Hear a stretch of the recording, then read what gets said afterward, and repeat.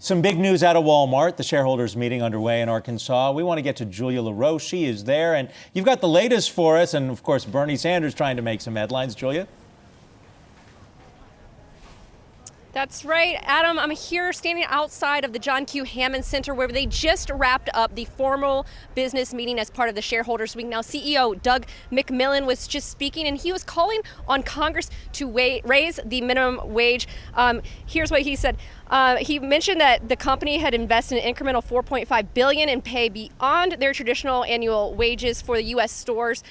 He says it's, quote, "It's clear that by our actions and of those of other companies that the federal minimum wage is lagging behind. $7.25 is too low. It's time for Congress to put a thoughtful plan in place to increase the minimum wage, and any plan should take into account phasing and cost of living differences to avoid unintended consequences." So this is a big conversation here. Walmart is the world's largest retailer. It's also the largest private employer here in the U.S. And you were just mentioning that Senator Sanders was there, also calling on Walmart to raise its hourly wages. Adam, Julie. And Julia, did McMillon address that call, right? Sanders is talking about, I believe, a raise from Walmart itself's minimum wage to 11 to 14 from 11. We were having a conversation here earlier about whether Walmart can afford to do that.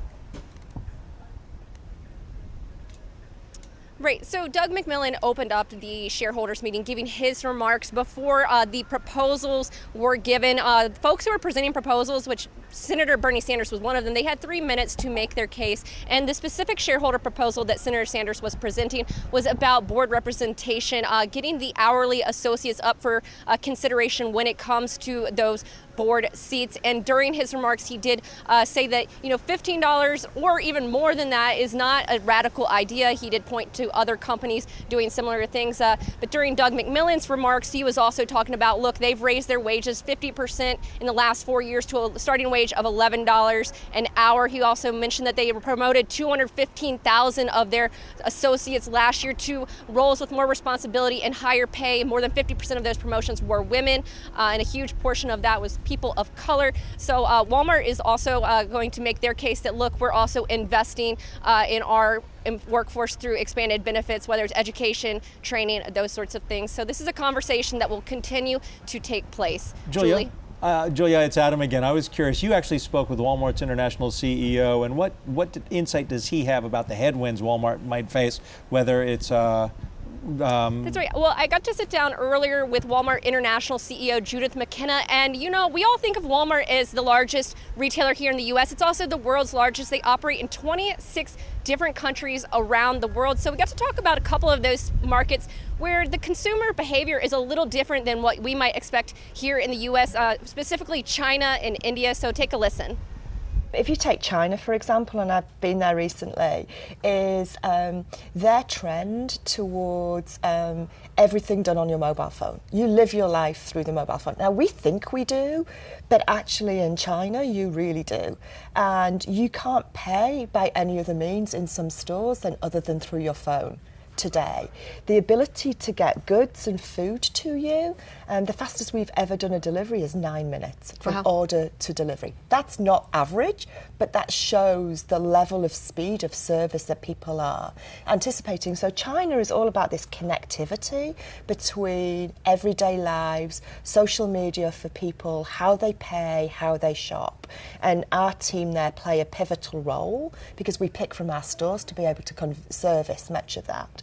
India's different. India's a developing market, still in many ways, 1.3 billion people.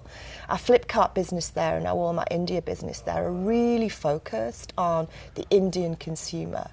And they're generation skipping. And that's something that until I spent some time there, I hadn't really realised. You think people go through a kind of evolution of retail, let's use that. They've just skipped a whole pile of traditional retail, and they're actually moving towards mobile connectivity, and phone pay there is all about payments as well. And it's going to be fascinating to watch that develop. But it's an opportunity that's really significant there. I would actually love to dig in a little bit more on Flipkart and the opportunity there, just for folks who might not be familiar. And I know there are also some regulatory challenges that you have to navigate. So how do you succeed? How do you thrive in that market, given some of those challenges? So what people may not know is we've actually been in India for quite a long while. We have best price stores, which are cash and carry stores there, which have got over 20 of those, and we've had them for some time. So we understand the environment of doing business in India.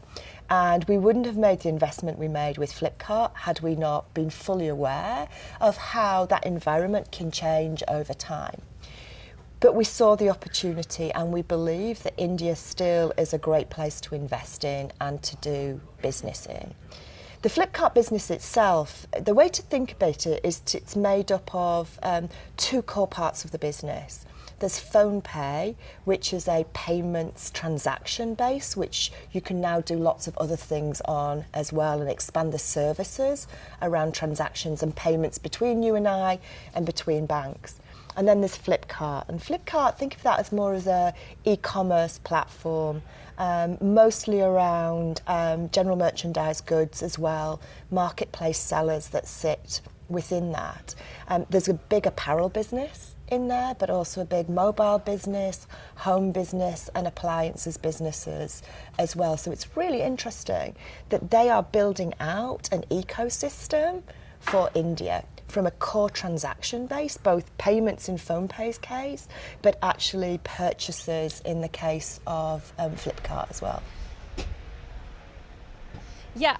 I don't know about you guys, but I thought that I lived my life through my phone. I can't imagine getting an order in 9 minutes. That is just incredible. I know that's not the average, but it is really interesting to see how Walmart operates in different markets, and maybe some of these key insights can be applicable elsewhere, maybe here in the US. Julie, Adam, back to you guys.